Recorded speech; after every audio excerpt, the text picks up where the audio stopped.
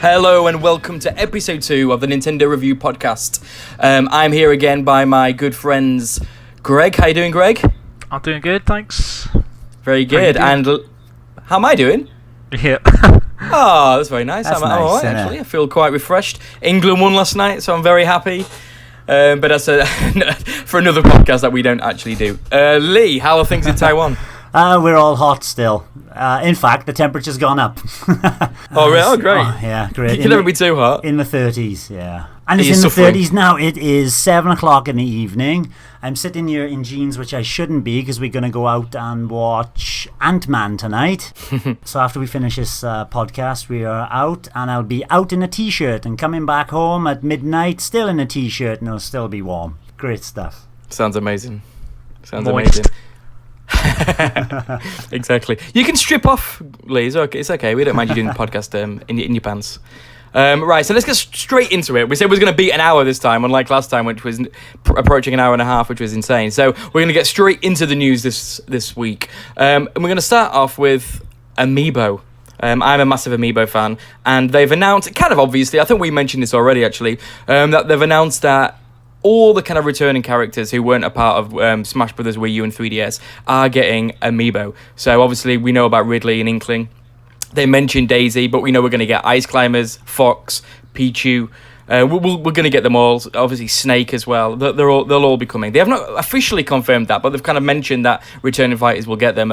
Is this news which you even care about, or how do you feel about this? I don't care.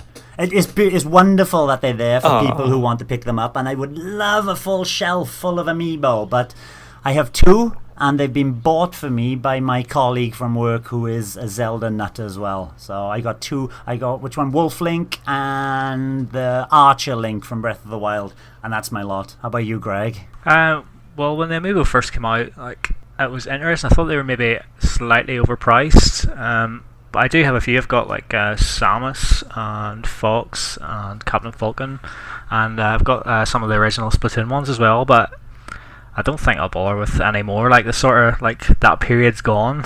But it's still good that they're coming though, I guess, aren't they, for people who want a Snake figure or their favourite characters or whatever. Yeah, well, Snake is probably about the one that I maybe would take. Oh really? Oh yeah, you're a big Metal Gear fan, aren't you? So big fan of the first one. Then the series sort of went downhill, but that's that's another story. And Twin Snakes, I presume. Yeah. Yeah, of course. Well, as someone who's pretty much got every single Amiibo I could actually find, there's a few of the last Smash Brothers ones which they weren't readily available. Can't remember which ones they were now. Maybe one of the Bayonettas, a few of the Zelda ones which were impossible to get and they're still not available. But other than that, I have got every single Amiibo they've released, including the kind of silver and gold Marios. You might be happy, Darren, that they also mentioned that certain ones, I don't know which ones, but certain ones will be getting a reprint, especially the Bayonetta ones, which had a small print first of all. Possibly they'll be coming along again. Yeah, I presume they will. I still expect all of them to, even the kind of Zelda ones, which were quite rare. And also the Kirby ones, which I didn't give a about. I didn't want them. But now my son's obsessed with Kirby, so I was like, I'll buy the Kirby ones for him. And then they can't get them. What's it like to have money? well, I don't. That's the problem now.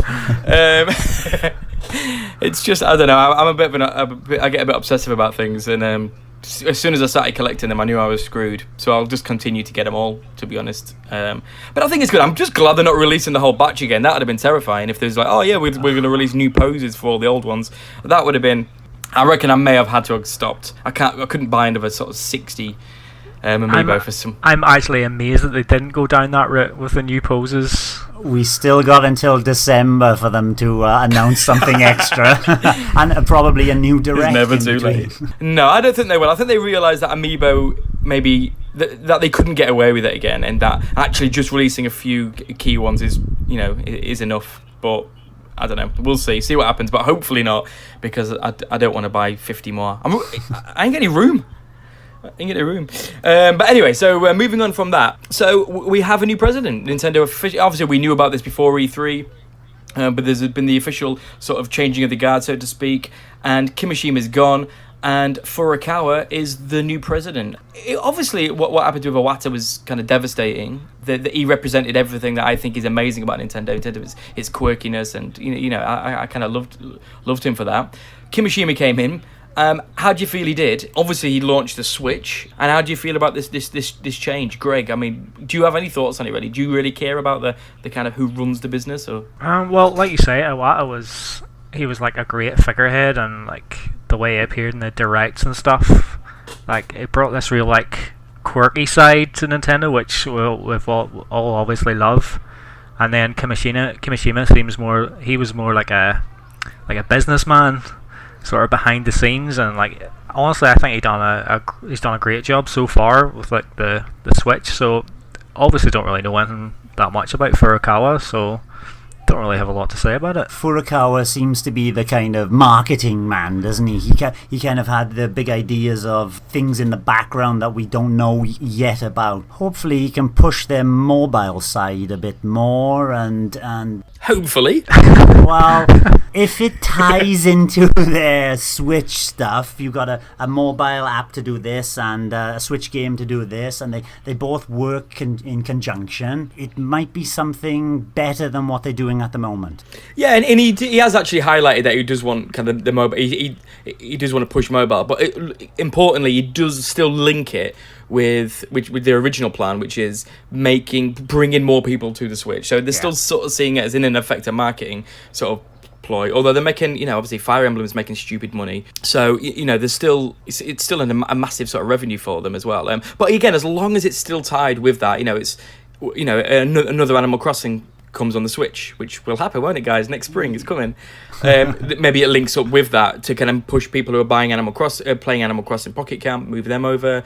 Same with the new Fire Emblem. Will a lot of the mobile players move over? In Mario Kart tours coming out, not that Mario Kart needs any more players, but if they keep doing that, that's fine, I guess. I mean, it does worry me every time I hear them say, "Oh, we want to push more into mobile." It's like, when does it stop? But we'll see. That's maybe my just kind of fear and cynicism about that. So I was just gonna say, it's one of those things. Like right now, like we still kind of look down on mobile gaming. Yeah.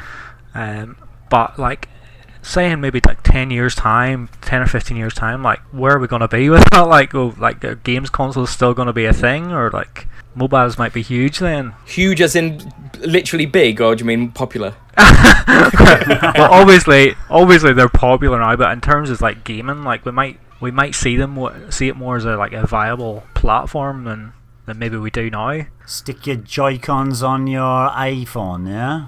But that's the thing, is it? I think mobile gaming is probably bigger than console gaming now. I bet more people play it. I bet it earns more money. I bet it kind of wipes the floor with console gaming. So in a way, it is massive. It probably will get even bigger. But it still, to me, feels like a completely different gaming experience. And I just don't know how it can ever match. You can't, unless some partnership with sort of Nintendo and Apple, and like you say, they stick Joy-Cons on the side of an iPad or whatever. It's like, I just can't see it happening other than through peripherals, which doesn't quite work. I mean, I don't know. I mean, obviously, you never. 10 years is a long time, and everyone's kind of Ubisoft and things like that talking about gaming is going to be streaming by that point. So who knows? Who really knows what's going to go on? But it worries me. It's terrifying.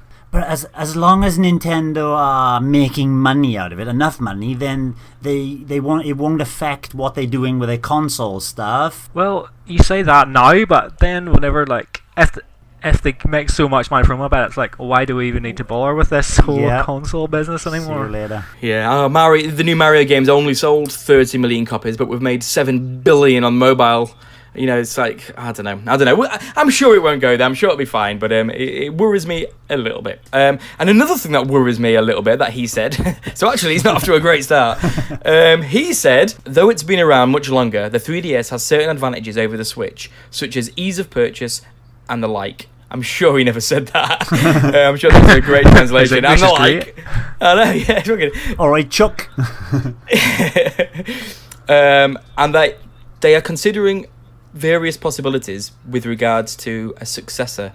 Again, like the mobile news, this even more so absolutely terrifies me. If they even considered making a sequel to the 3DS. Greg, do you want a sequel to the 3DS? No, like the obvious transition is like in a couple of years' time, like when the technology like is there, they can like shrink the Switch down to like a smaller pocket size, and don't even need to have detachable Joy-Cons on it, and just this one wee handheld device that you can take with you anywhere. It plays all your Switch games.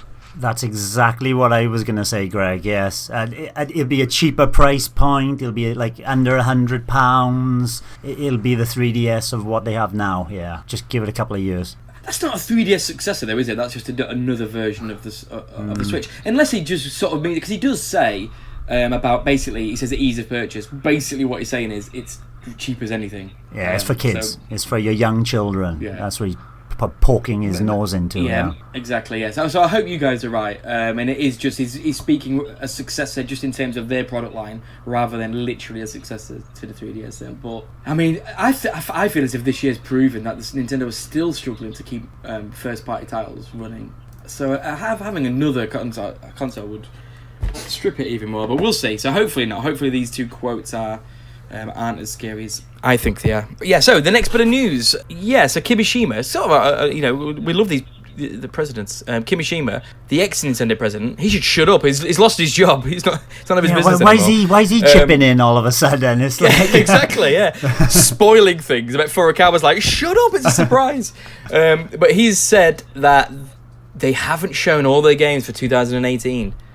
An appropriate time, whenever that is, considering that September isn't too far away. I don't know when is appropriate, but he said there's going to be more games coming and that they want to compete. And originally I was thinking, is he talking about the end of the fiscal year, which often they do? But he did say the sort of shopping period, which is obviously sort of autumn, ready for Christmas. So there's going to be more games. Does this excite you, or do you just feel like because it's so close, he's talking smaller games or ports? It was very expected that there's got to be another Nintendo Direct before the end of the year, that autumn time anyway. There'll be a few games announced. Maybe they're going to announce it like an Animal Crossing, because we know it's coming in early 2019. They can open it up there and say, hey, here it is, and it ties into the mobile again, blah, blah, blah. But everything else has got to be a smaller kind of port or things that we will be talking about later. So I'm not going to mention games yet. Yeah, I think we sort of all knew from E3 that Nintendo were holding stuff back, or at least we hoped they were. But like, you can't imagine that they held some huge game back from E3 when that's like pretty much the biggest showcase of the year for games. Unless we get something like a Metroid Prime trilogy or something. Do you think they would have held that back though? Possibly. Like I don't know if they see that as like huge news or something. What about that Star Fox GP? Do you think they would announce that in and then hey, by the way, it's ready to download after this Nintendo Direct? Absolutely no chance. I don't think that's this year. I mean, we may see it at the end of the year in some kind of big direct or at the Games Awards or something, but if they're not going to just stealth release it. Oh, here's a Retros game that they've been working on for 15 years. $9.99 on the eShop. That'd be nice. A Metro Prime Trilogy would be awesome, and that wouldn't be a mega surprise if it's something like that, or a port of New Super Mario Brothers, or some of the games. Just to continue that our E3 predictions will end up all being right. One of those wouldn't surprise me. It would be amazing. I think it needs it, but they're probably talking about Pull Blocks 3 or something. Box Boy Collection, something like that. Yeah, exactly. Yeah, but we'll see. But it's still positive. It's still, that's what it's all about, isn't it? The kind of hype and what we want games. It's good to speculate what could be, and to continue with that speculation. Ubisoft, who have been amazing. The sort of past 12 months, Mario and Rabbids, and obviously putting Star Fox in Starlink, they've said that there's more surprises along the way. There's going to be more collaborations, which for me is only an amazing thing. So what do you think it could be? I realize I'm just throwing this on you now, but do you have any little kind of desires or any kind of instincts about what you think it could be or what you want it to be? I wouldn't be surprised with a Mario and Rabbids sequel. I know we've had the DLC, but they come in next year sometime and they go, hey, yeah, we got Mario Rabbids sequel. That would make me happy. But how about How about a 2D Mario using the Ubisoft, and I can't remember the name of it, their artwork. What's it called? Webframe is the Capcom one, isn't it? Yeah. Anyway, that Ubisoft. I think it's just called UbiArt. UbiArt, okay, UbiArt, and then Mario in that kind of style. How does that grab you? The idea of a 2D Mario with the art style appeals to me greatly. I mean, we chatted about this in the E3 podcast, that 2D Mario, it has to move away from New Super Mario Brothers because it's so, the kind of production kind of design of it is so dull and boring and unimaginative and uncreative, and the kind of the Da Vinci, the Starry Night kind of level was kind of like incredible because it was so different. So Mario in the art style, I am completely with you. But Ubisoft making a 2D Mario. I know, the level design, yeah. You just give us that frame, Ubisoft, and we'll make the levels. Thank you very much. Deal. That's it. That sounds good. Greg, do you care about any? Is there any Ubisoft sort of franchise that you think, I'd love a Nintendo collaboration in there? Honestly, don't know. Like, I almost would prefer if Ubisoft pick up one of the Nintendo franchises that they seem to be neglecting over the years. Like, I don't know, we talk about it pretty much every week, like Wave Race or F-Zero or something. I don't think Ubisoft's maybe cut out for one of those games, but one of maybe the small games, like I don't know, like Pilot Wings or something. Just give us something that we've been craving for all these years. Yeah, I think I'm kind of think, like Assassin's Creed. I can't even think of other than a Zelda type Assassin's Creed. But yeah, maybe it is more. Let's give them a franchise. Nintendo have let them have a couple of kind of use the licenses, but actually let's give them a Nintendo game to kind of revamp. Yeah, that sounds appealing. Like what Namco are doing basically.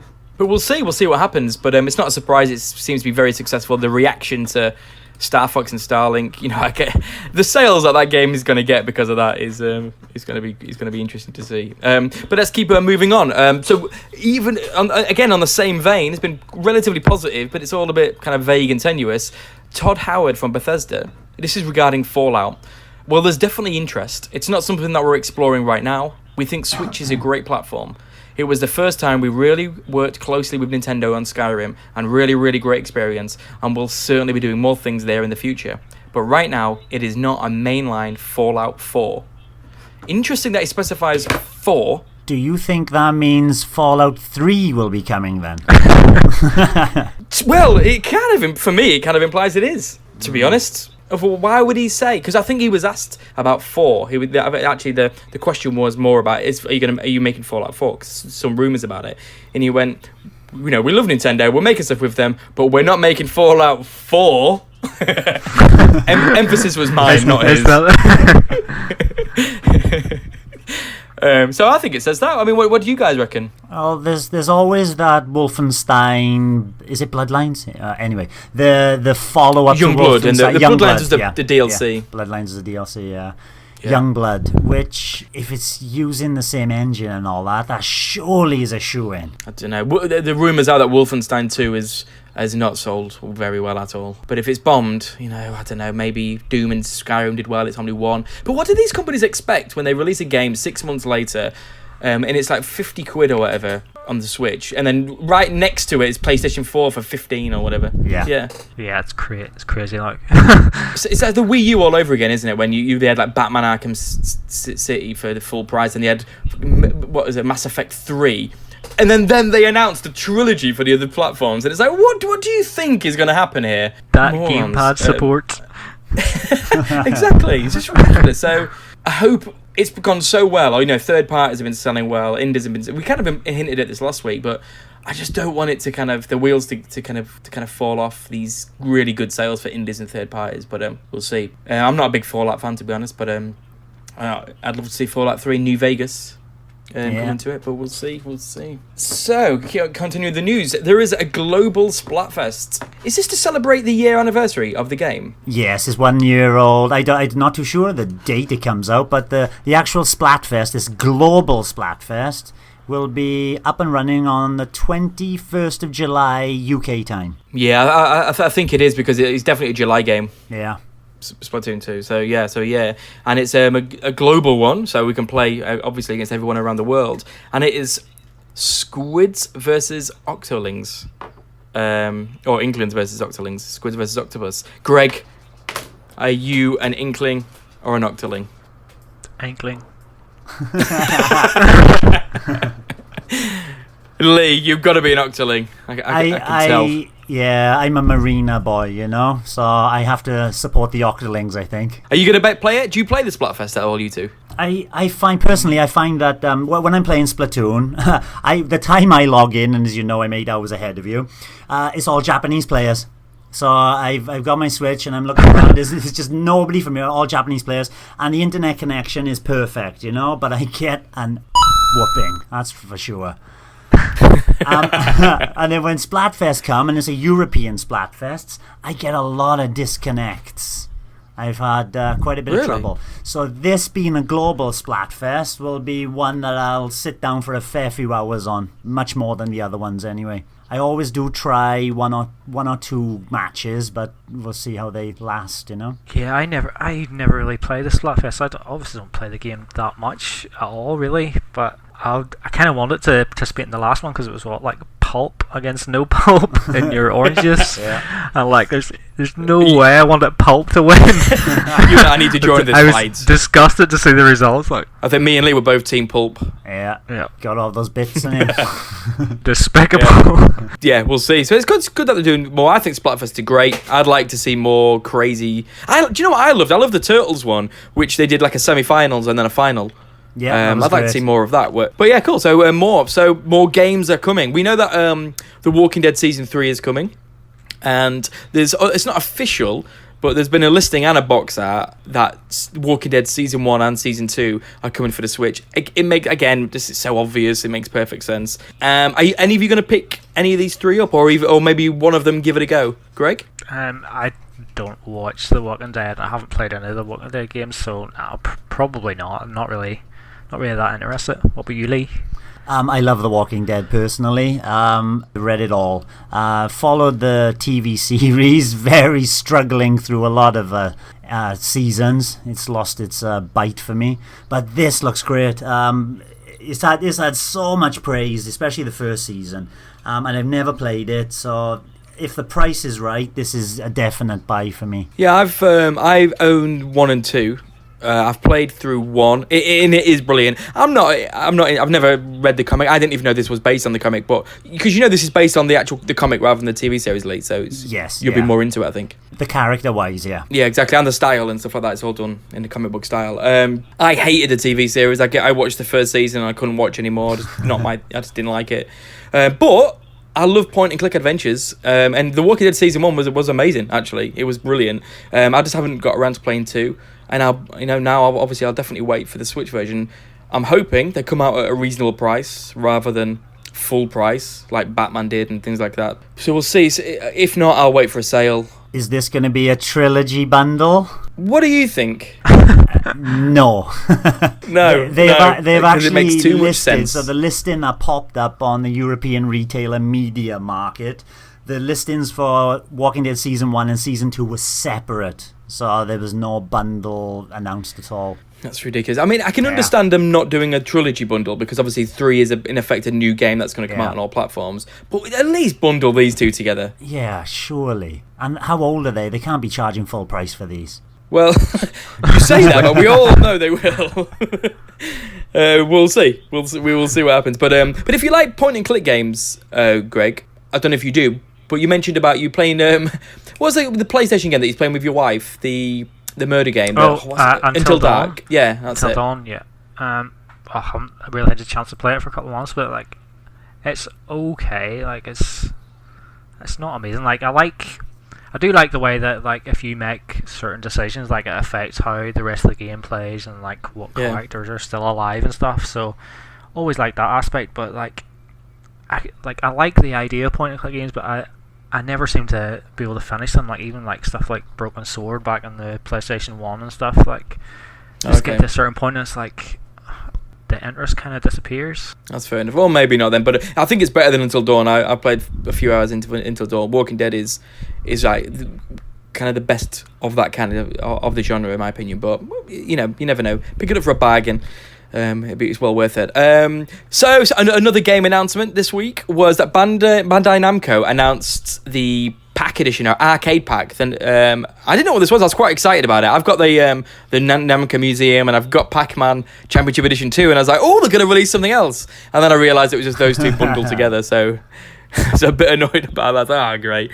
Have any of you played any of the Pac-Man Championship Editions, even the first one or anything like that? I've heard great things about them, but I haven't touched them, no. And it's a game I've been looking on the eShop, and it's one of those games that if I had time I would have picked it up.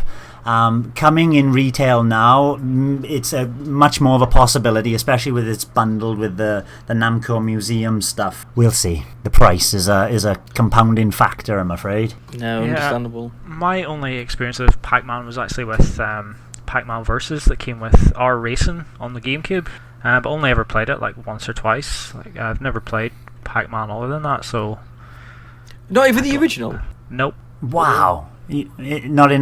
You said last week, didn't you? They don't go to arcades. No, arcades aren't really much of a thing over here in Northern Ireland. Oh, okay. So I'm guessing it has no appeal, no nostalgic appeal, or yeah. The only thing, like, we used to have like a bowling alley like in local town, and it's long gone now. Like, but it used to have stuff like Sega Rally and stuff. I don't remember seeing any like Pac-Man or anything like that. My father used to play rugby for the Neath Athletic Rugby Football Association, and in their bar they used to have Pac-Man there, so I spent many a 10p piece and many hours playing Pac-Man in the past.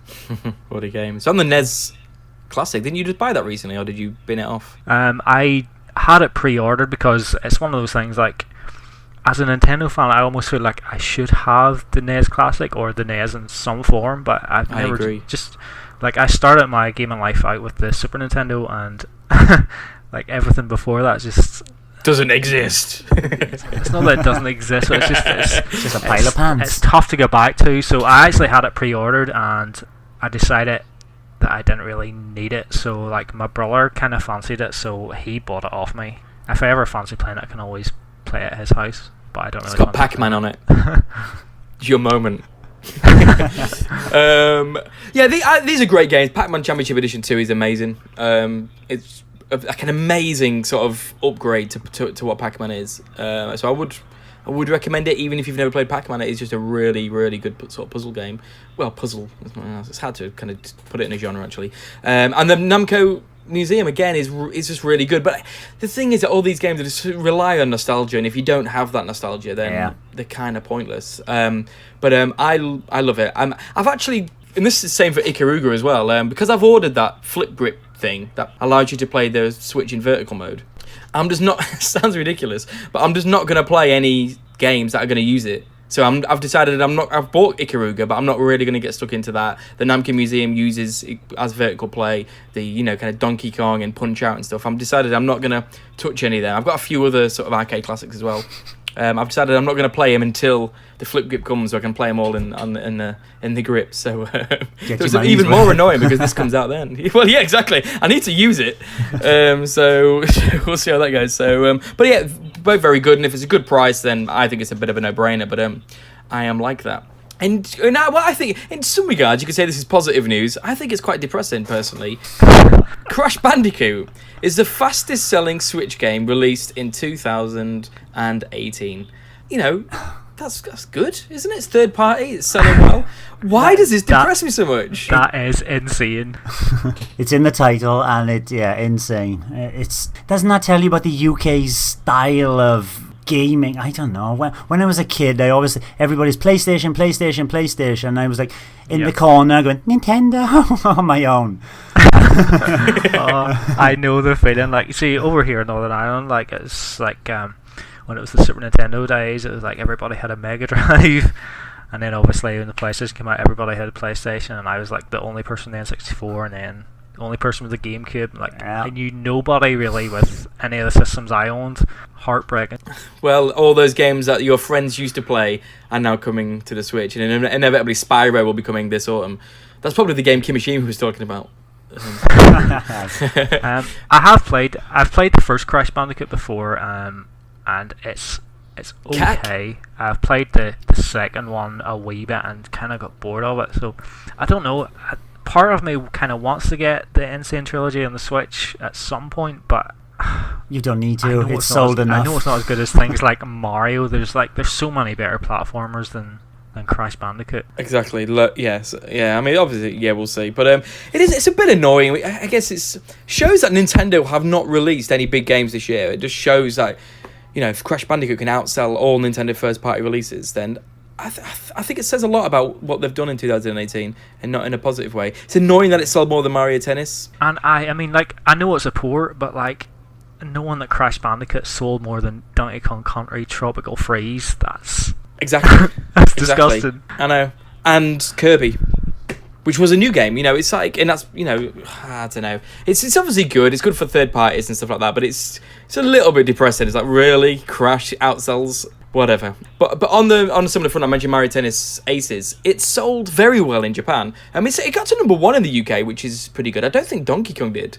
So it got to number 1, which is positive, but it sold 75% of its initial shipment, and that's about over 120,000 copies, which is over twice what the Wii U version sold. I think that is the quickest selling Mario Tennis game since 64. So that's quite positive. I personally hope it sells really well everywhere, which means that they'll keep updating it, and that maybe obviously keep the series alive and stuff. But that's pretty positive. How do you feel about kind of Mario? Obviously, we've all got it, we've all played it, and we all like it.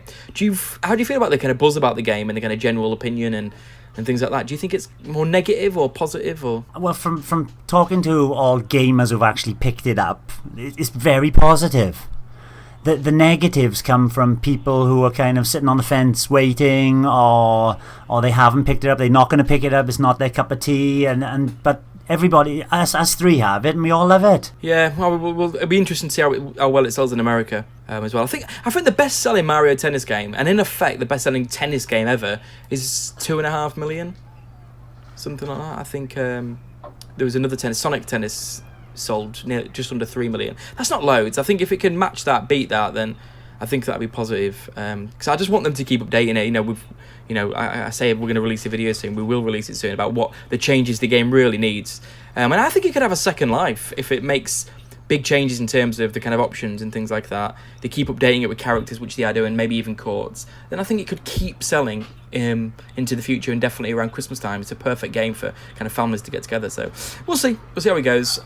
Taiko Drum Master. I've pre-ordered this. I know, I've pre-ordered this from Amazon Japan. This is costing me £140 for the drum and the game. And this week, on the Australian classification, Taiko Drum Master Drum and Fun is classified in Australia, which surely means it's coming to the West. It's going to come to Europe and America. And I can cancel my very expensive pre-order and just wait for Drum and Fun. Surely. Am I going to be disappointed, or is it coming? I think it's coming. Is the Japanese one out yet? No, this is what they need to announce this quick, because it comes out in a week. In a week. So I don't want it to get delivered and then they announce. So very shortly after the Japanese one, they've done the English translation already, because the Asian version of it, which sells in Taiwan and Hong Kong and China and everything, it has the English translation already in it. So it's there. No, I think it's getting patched in. It's getting patched in August. Patched in. So even the Japanese can upload that patch if they want. Okay. Then the hard work's all done. Yeah. Shall I cancel my order? I don't want to cancel it, then it never comes, and I'll be devastated. I got the Japanese versions of the Donkey Kongi games, and I don't regret that, because it's a completely different playlist. Really? Oh, I didn't know. Yeah, completely different. And there's more. There was 3 Donkey Kongi games in Japan. Completely different. There's a few, obviously some of the Nintendo tracks are the same, but the rest of it is just like loads of random J-pop songs I've got no idea what they are, but they're good to play. No, can't eat. I'm going to cancel it. I am going to cancel it. I can't justify that. So that's good. So these games are still trickling out, and I'm sure every week there's going to be more announcements. And but it's not as if there's not loads to play. But Kimishima's, we've got more games. Just one nice little surprise would be nice for that. So that's a lot of news. There's a lot of news every week. But what have we been playing? Greg, what have you been playing? Anything exciting other than tennis? Exciting? I'm not sure. I've been quite busy recently, but I've sort of been it's been sort of one of those weeks where sort of like dip in for like an hour or two and maybe Rocket League or play something else for a bit. But I have sort of been dipping my toe into Golf Story, which I bought recently on sale. If you're not sure what that is, it's basically like it's almost like a 16-bit sort of golf RPG. So you sort of go around talking to people, and you basically solve the game's puzzles with golf.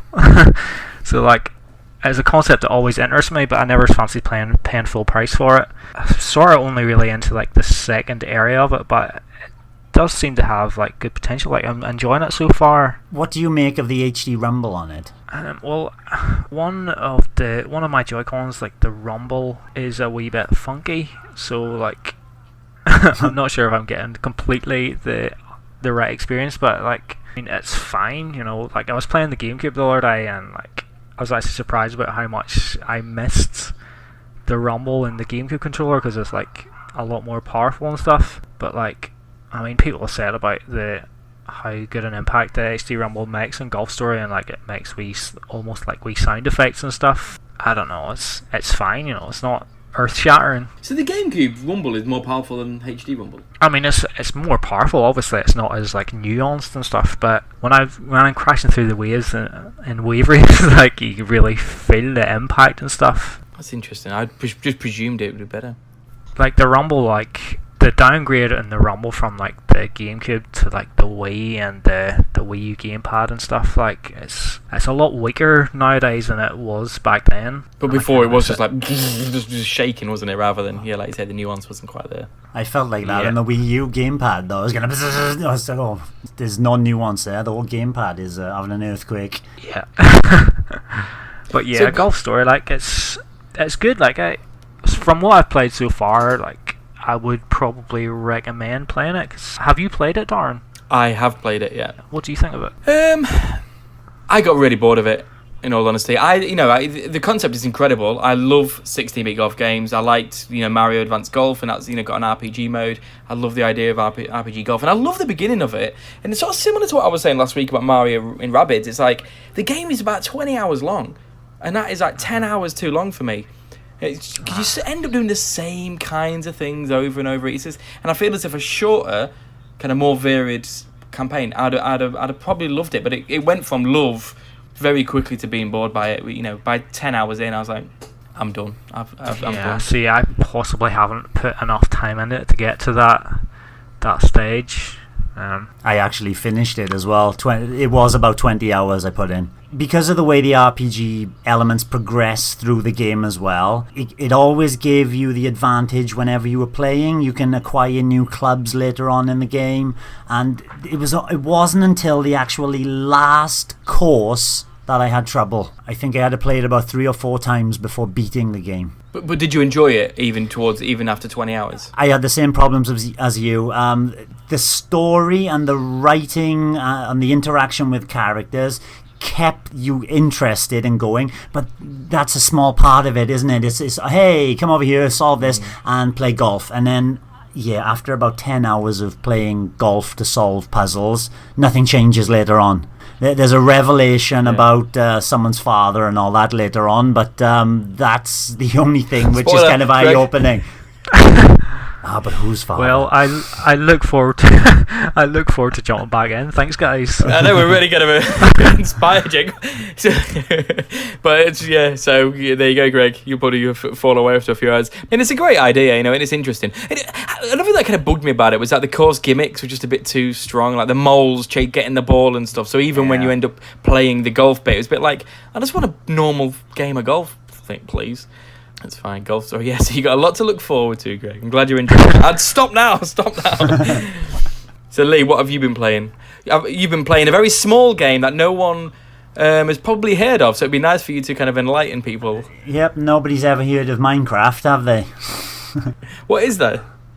You don't know? Do you know what? I still don't actually know what it is. In all seriousness. You know what? Actually, do tell me, because like I'm genuinely interested, because like I've just not really bothered paying any attention to Minecraft. You've got boys growing up now who are going to be getting at that age, I reckon about 6 years old, 7 years old, and they're going to be dipping their toes in Minecraft, maybe a bit earlier, but by the time they're 6 or 7, they'll be well into it. I was going to give a little bit of history, saying like, oh, the Wii U version came out, because I did play it on the Wii U, and that came out in 2015. Very, very late again, Nintendo. Very late to the party getting Minecraft. But when it came with problems, there were issues, but it was constantly patched, and by the end of the Wii U's life, it was quite a competent, solid version of it. It's recently been released on the new 3DS, not the original 3DS. That was in 2017, last September. They got additions like the Super Mario Mashup Pack, which had been added to the new 3DS version. And surprisingly, the new 3DS version has actually bigger worlds than the Wii U version had. Now, what do you mean by world is how many blocks by how many blocks across. So the DS version has got 2016 blocks by 2016 blocks, which is a reasonably medium-sized world. Now, each block can be one of many different types. You know, you've got earth and you've got stone, and by actually digging through them with your hands or by using tools that you can make, it makes the job easier. You get a pickaxe, you can dig through stone quicker. You dig coal, you can put coal into a furnace, and with a furnace you can cook food. You can cook sand to make glass. So everything's got a kind of real world feel to how it's dug, how it's crafted, how it's made, which is the interesting part, is what you build. So there's kind of 2 game modes. There's the survival mode, which me and my son used to play a lot. So you're thrown into survival mode. You've got to survive the night, basically, while zombies, the kind of enemies that come in the game, come at the night time. They start attacking you. You have to build a house, protect yourself, and then during the day you can start foraging for whatever equipment you can to enhance your abilities. Kind of RPG-esque. The Switch version came out. So the Switch version came out, and fortunately you could take the worlds you had in Wii U and download them onto the Switch version. But once again, it was only in 720p on the TV and had a hell of a lot of technical difficulties. Playing from the beginning, the frame rate was very choppy, especially the way me and my son plays in 2-player split screen local. So many technical difficulties. But over the year since it's been out, they've been patching, constant patches. I can't fault Mojang for that. And it's now running at 1080 and it's looking great. Very little choppiness, no game freezes of the initial download.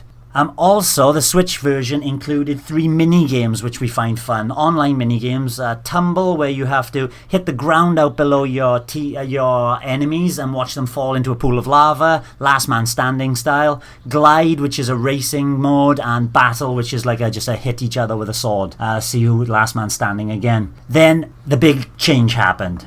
June 21st, just after E3, the Bedrock Edition has finally been released on the Switch. And Darren was saying, why are they releasing another version on the Switch? There's already one on there. Well, this basically brings parity across all platforms. Xbox One, not your PlayStations, as usual, but even the Android and the iOS mobile versions, they all do the same thing now. So it does feel like practically a new game. Unfortunately, it's missing the mini-games.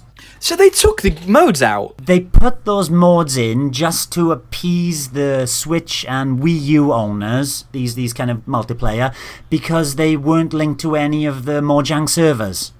Now, it's on the servers, which in this Bedrock version, the newest version, which is downloaded a couple of weeks ago, the servers have got coming soon on it. Hopefully it will be coming soon. This Bedrock edition is about a year delayed.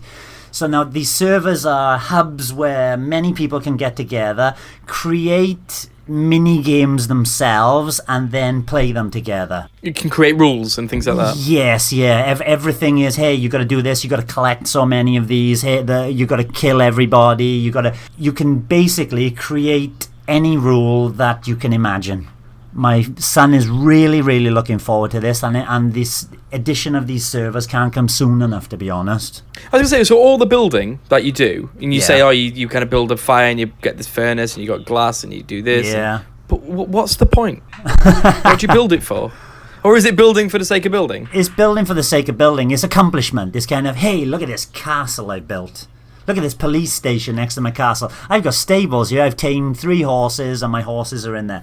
Hey, Darren, you play Minecraft? Come and have a look at my world. Pop in and have a mosey around. It's that. Could I smash it to pieces? As the owner of the world, yes, you could.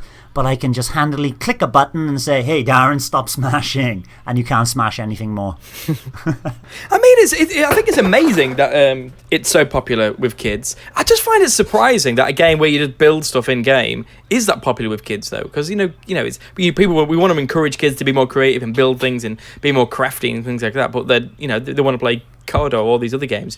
What is it about Minecraft, just building stuff, that makes it so popular? Do you know what it is, or is it just sort of like random magical ingredient that you can't put your finger on, or is it very clear why it's popular? It's one of those magical things as well. Remember when Disney Infinity came out and they tried the playground areas? It's basically that, because you can do, if you actually create your own world on one of these servers, you can write the rules for however you want to play. So it is that creative element, the sky's the limit. If you can imagine it, you probably can pull it off in Minecraft. Yeah, I mean, it sounds pretty good. It sounds good. It is. There's a couple of disappointments with the new Bedrock version so far. Gone are the limited worlds, but now we have infinite worlds. But with this infinite worlds, they look slightly better, so you have slightly better textures. It's brighter, the water looks better, all that. I can't fault that. But if you're moving at a fast speed, so you're running along a road, because I like to build roads. My son builds these crazy buildings, and I just build... I'm just an architect. I'm just building straight roads like the Romans. Hey, you need to get here to here? Road, done. I'm just functional. That's me. No imagination. Functional road, bang, there we go. Mountain, move the mountain, bang, bash through the mountain, road goes through it. Do you have a plan when you create with your son, or do you just improvise? My son is improvising like crazy, and then I'm kind of following his lead. He is the improvisation. He's got these buildings where it starts off very small at the bottom and it ends up this mansion on top. This is incredibly gravity-defying things. Pop on and have a look. and is it fun to build? Depends on the mode. So I mentioned the survival mode. It's very difficult to build because in the survival mode you have to get everything that you want. So you want to build a house, you've got to go into a mine or make your own mine and extract the blocks and then put the blocks in position. So that can be time-consuming, laborious, but the creative mode, you've got access to the entire spectrum of blocks, and you're just basically flicking through your inventory and going, I want this block, and you've got an infinite amount of them, so you can build like Lego then, and that's where... But is it fun to do, like the controls? Is it because some building stuff is quite clumsy? No, it's actually enjoyable to do. Really, really easy. And if you wanna build a block in a line, you just point at one block and then just walk to the right or left or back or whatever, and just hold the button down and you're dropping blocks as fast as you can scroll. Very quick. So Greg, now you know more about it. Are you going to download it? I'm sorry, I drifted off halfway through that. No, I do really like the creative aspect of it, but when I sort of play something like Super Mario Maker and stuff, making that level and then being able to share that with people, and then you have this level that you can run through, and however easy or hard it is. If Minecraft's basically just showing off your handiwork, really, without that wee gameplay aspect of it, it is lacking that gameplay aspect. You could though create a parkour map where, because Minecraft is mostly played in first person, so you could create a parkour map where you have to jump from block to block to block, but then it's got the problems of most first person platformers have. Judging jumping sometimes can be a bit of a nightmare. Yeah. Sounds interesting, and it's obviously such a kind of massive game that it's one of those ones where you kind of want to really give it a go. I have played it. I got it for free randomly on the PlayStation 4, but I put 10 minutes into it. I just didn't know what the hell was going on. I just don't get it. I just didn't get it. I still don't fully get it, I don't think, but I kind of want to give it a go, but I don't know if I will. But maybe it is case, like you said, it's when Hugo's a bit older, he'll want to play it, and it'll be my excuse to kind of figure it out, and then I'll love it, and I'll be like, why didn't you tell me this is so good all these years ago? It is one of those things that you probably will need your Hugo helping you. You know, you can sit down with him and he'll be building away. Children, you know, they just pick it up straight away, but he'll be teaching you what to do, believe me. And do you genuinely love it? Do you think it's an amazing game, or do you just think it's a really good experience that you share with your son? Like, where does it kind of lie? I lie on the latter. It is a wonderful experience to be having with my son. It's like building a Lego set together, you know. You sit down together, you just plodding along. He is doing something, you go, hey Dad, can you help me do blah blah blah, and you jump in and you help him build windows or whatever, and he say, hey, come and build a road with me. More roads please, never enough. I need roads. a road, Dad. Very good, very good. So I've been playing a lot of games recently with my son as well. I've been training him to play video games now for about a year, and I can happily play platformers with him. So I had a bit of a Wii U renaissance. So we finished Kirby's Epic Yarn. I realise that's Wii game, but you played it on the Wii U. We've just finished Yoshi's Woolly World a couple of weeks ago, and we've just got started again on Mario 3D World, and he's loving it, and I'm loving it, and it just made me realise that game is amazing.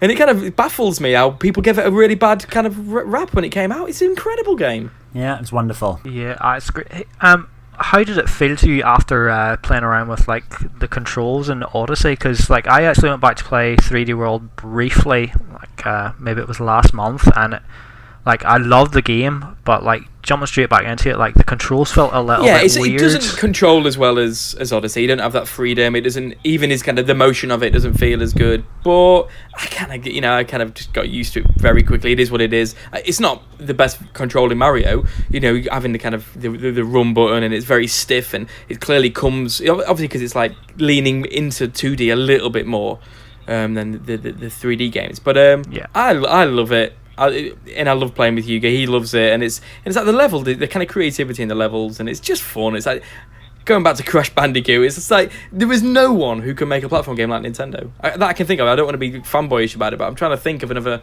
that can come close to kind of what Mario is. No one has ever been able to kind of come close to what Mario can do, and I think it's an amazing game. But that isn't the game I wanted to talk about, actually. You just kind of made me think of it because you was playing with your son. I've been doing a lot of that most nights. I let Hugo play for half an hour, and we go through one game. But what I've been playing a lot of on the Switch is Thumper, which is a rhythm game. And I played it. I finished it already. I've got it on the PlayStation VR, and it's an incredible experience on the PlayStation VR. And it is a brilliant game. It's like a really aggressive game, actually. Unless you play it, it's hard to kind of aggressive isn't a kind of a word an adjective that you'd use for a rhythm game, because it's not as if it's got any fighting in it or violence in it or anything like that, but it feels violent when you play it. The way you just play this little bug on a track, and you know, like any rhythm game, you just tap to the kind of beats and you hold and press right or left to kind of skid around corners. That's pretty much it. But the way the music works and the way the kind of bug crashes against the sides, it's hard to explain, but it's really aggressive. But I kind of enjoy that in a way when you're playing through it. It's really intense. And the music is not. I'd never want to listen to it outside of the game. Let's say that it's quite hardcore techno, but in the game it's perfect.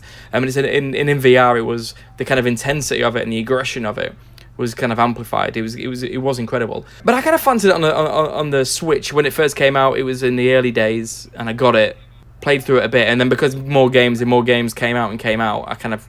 In all honesty, I do regret buying it on the Switch because I've played it before, and you know, and I've still got it. So, but that's not to knock it. It works amazingly on the Switch. Weirdly, I think it's better in handheld than on the telly. It being closer to your face, putting headphones in, kind of lends itself. It brings it closer to the kind of experience I had in VR. It's not as good as the VR experience, in all honesty, but you know, to be honest, once you get playing, you kind of forget about that. And if you like rhythm games, I would recommend it. It is a genuinely incredible rhythm game. There's a lot of content. There's loads of levels. There's a plus version which remixes the levels, online leaderboards as well. But I've got about three levels to play, and there's like a couple of hundred levels in the game, I think, in total.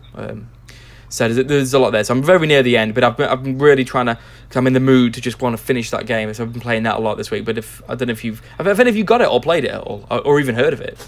You've almost sold me on it, because like generally I love rhythm games. Like I have the Donkey Konga games on the GameCube there, and like Elite Beat Agents is like possibly my favorite DS game. Like absolutely loved it, and like love the Rhythm Paradise games, and like but every time I look at like Thumper, it's probably one of those like you have to play it yourself to really appreciate it, because just like watching videos of it and stuff, it's like visually it doesn't really appeal to me that much. It's not as it's a bit different to those rhythm games. Those rhythm games, they're not just sort of like it's a bit closer to Donkey Konga, I guess, where it's just more like hitting the beat. And I don't know if you played the theatre rhythm games, which are incredible, by the way, on the DS and 3DS. Is it DS or 3DS? 3DS. The theatre rhythm games. 3DS, they are. yeah. I think they're 3DS, amazing. I don't even like Final Fantasy music, or I don't even like Final Fantasy. So, but the games are incredible. It's more like that rather than the kind of fun Elite Beat. I mean, I'm with you. Elite Beat Agents is incredible. I've got the Japanese versions. There's 2 of them. I've got them as well. They're incredible as well.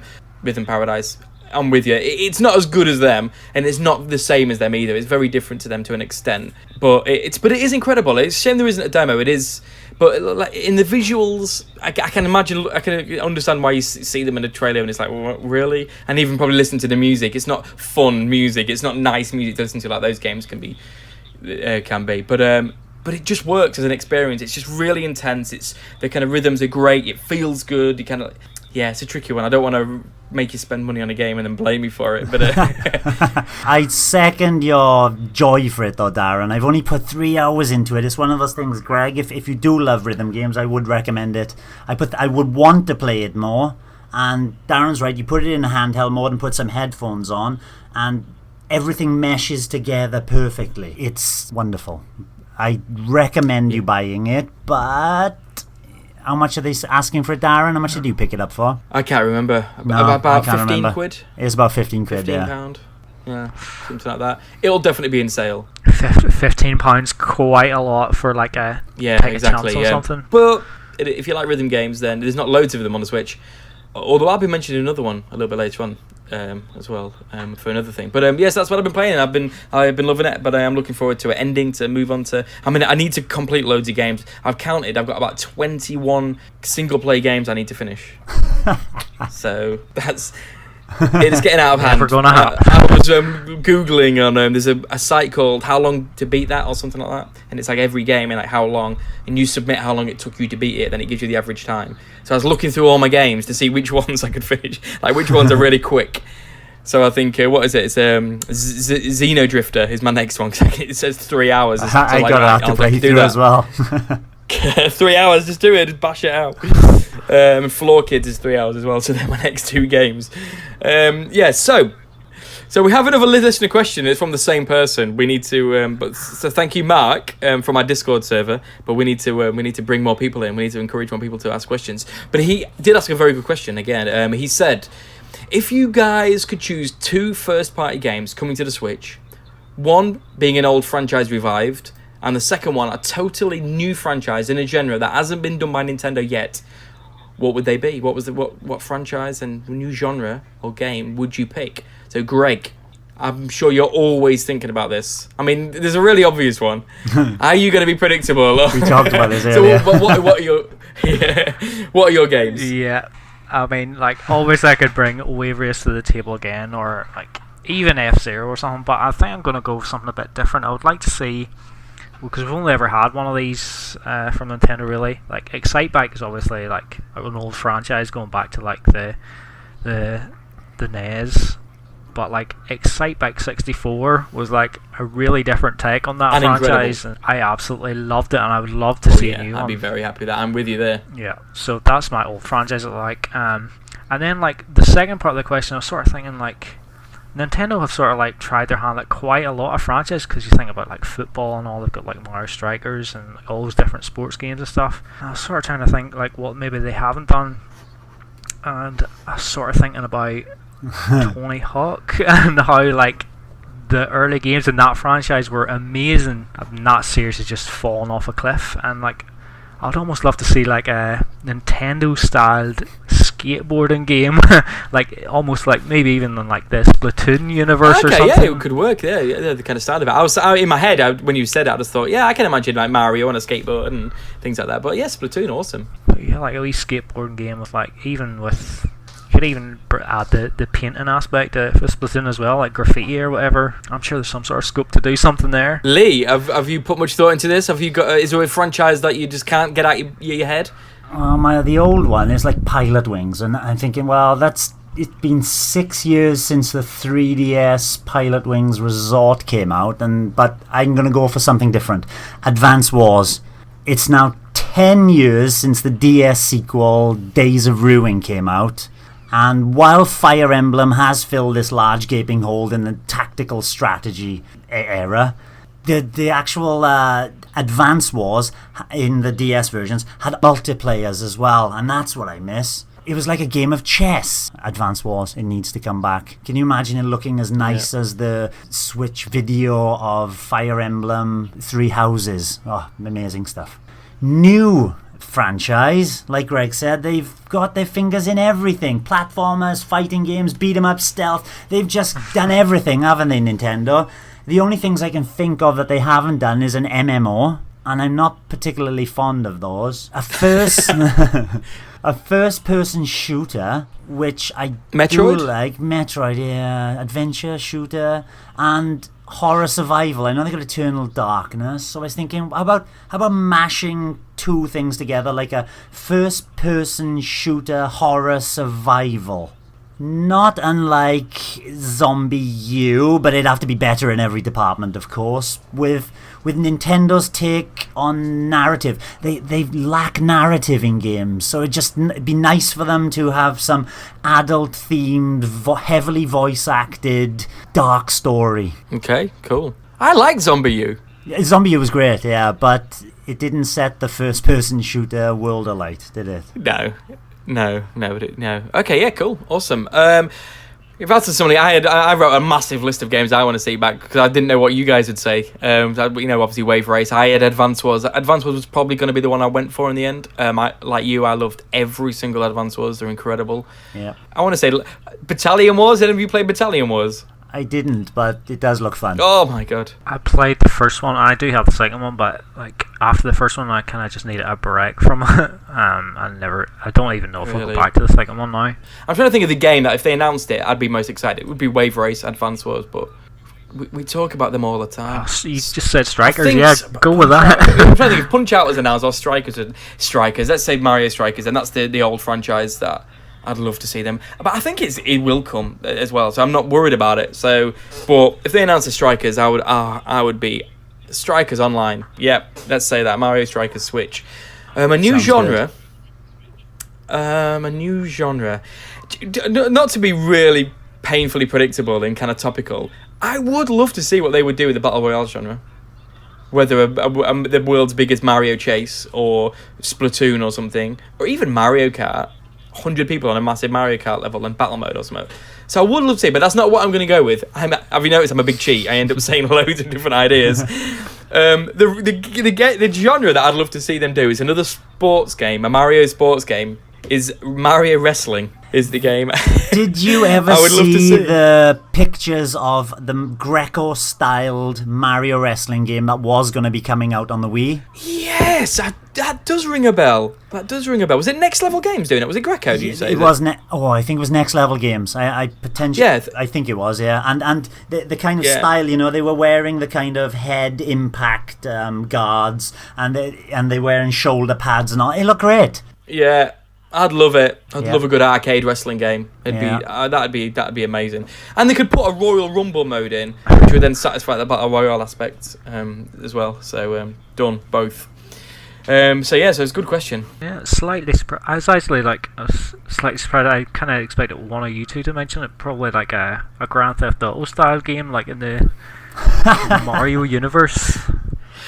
Like, obviously not, like, shooting and killing people and stuff, but, like, this just big open Mario becomes a pimp. Like, drive around in carts and do all sorts. I think that's a good point, actually. But do you know what franchise I think would be better in that world? Is probably F-Zero. Yeah. Driving around in the thing. And he's a bounty hunter. You can imagine him going around collecting bounties and things like that. Yeah, and then, then you can enter races as well, like F-Zero races and to win money and stuff. So I think, like a Captain Falcon Grand Theft Auto type game would be... I'd be sold. I kind of want that now. Some Strikers. Or wrestling. Right, what was I thinking? Mario wrestling. It's idea. So the topic of the week is Labo. After last week's sort of announcement and sort of release of Labo integrated into Mario Kart, we kind of had a couple of ideas then, and we said let's chat about this in more detail. So let's do that today. So Labo integration in Nintendo franchises, whether past ones or future ones. It'd be nice to hear if you've got any ideas. Greg, do you have any amazing Labo ideas? Well, I've sort of been thinking this the last few days there, and there's a game that came out on the Wii that everybody seemed to like have a go at and hate it, and it was part of one of Nintendo's worst E3 press conferences. But I loved Wii Music. Me and my friends got like so many hours out of that, and like always remember my parents like downstairs saying about how much laughter and stuff they heard when we were upstairs playing games, and a large part of it was us like mucking about in Wii Music, making our own tunes and like designing the cover art and stuff. I would love to see a Labo music set, so you'd have your piano again obviously in it and all sorts of different instruments. I think that would work really well with the Labo. I think that's a great idea. As long as it's more involved than the kind of shaking aspect than Wii Music, yeah, I'd be up for that. Yeah, as long as there's a wee bit more freedom. Like it kind of worked. Like Wii Music got a bad reputation, but like the rhythms and stuff, like you could pull off some cool stuff in there. My main problem with Wii Music was the lack of tracks in it. Obviously, this year, like in this day and age, there'd be like DLC. You could be adding new music tracks all the time, or obviously like creating your own stuff as well. I think creating games would be good. I'd like a more of a rhythm gameplay mechanic to it, rather than just the rhythm, just like waggling a thing to a rhythm. In terms of like, they could use the piano, for example, and rather than just like hammer it to a rhythm, but actually just a little bit more gamey. So you've got to hit specific keys, and if you've got the a guitar, or whatever. So not like a Guitar Hero ripoff, not that complex, but just a little bit more gamey. I like Wii Music, but it was a bit just kind of waggly. I think a bit more rhythm gamey. You're gonna hit specific kind of notes and a bit more involved. But I'd love that. I'd absolutely love that. And it's they've got a keyboard. The drum's not that difficult to do. Use the taiko drum. Yeah. But yeah, I'd love it. Create music, awesome. Wii Music. Did you like Wii Music, Leo? Did you play with your son, or would he have been a bit too young? He was of the right age. We got Wii Music. We gave it a waggle, as everybody did, and we must have played it 2 or 3 times and put it down and never picked it up again. It was a game he never asked to play again. Didn't get into it at all. Fair enough. That's fair enough. Yeah, good. I'd be well up for that. What do you reckon the chances are? I think that's pretty good shirt. I think there's actually a good chance. Obviously, it'll not be called Wii Music. Yeah, they've shown integration of guitars and other stuff like that. Yeah, I can't see why they wouldn't do it. You can use the buttons on the Joy-Con for chords and the actual Switch itself for the strumming. Anyway, yeah, I can see it happening. Yeah. Yeah, sounds good. Do you have any other ideas for Labo integrations, or is that just the one? You blew your load on the music. That's it. My idea is done. Lee, do you have any nice Labo ideas? How about a Chibi Robo? You build a little robot and you put your Joy-Cons in it. They'd have to update the motors somehow. But with the power of HD Rumble, Chibi Robo and the VR camera can look around your house for objects and whatever Chibi Robo does. Just a little integration into the game you could scan your whole house and put your house into the Chibi Robo universe. So then in the game you play on the telly, it's like your house? Your house, yeah, and you can decorate it however you want. But it would would it be like, say if you scanned a room and it had a table, could you then like jump on the table and things like that? Is that your idea? Yes, you'd have to pick Chibi Robo going, hey, pick me up. You pick him up, put him on your table, have a look around at a different level. And maybe in-game then, you're opening my mind up now because I hadn't thought about it this deep. But then in-game, you scan the table. There's something on the table in-game, so you have to pick up Chibi Robo to go and look at that specific place in-game, but he's got to be in the right place in the real world. How does that sound? So you move him, and then it uses the motion to then move him in real. So you actually got to move him in the real space, and he then floats around in effect. Yeah, I couldn't see it working any other way. But he would have limited movement, left and right, just like the Toy-Con RC car. which moves left and right and can shuffle forward. He'd have limited movement in that aspect. Do you think we're going to see a Chibi Robo Labo game? No chance. Will we see a Chibi Robo game ever again? Not after his 2D outing. I mean, never say never. I mean, maybe in 10 years. We're doing this podcast in 10 years, and we'll be like, what game do we want to see revived? Chibi Robo. It's been too long.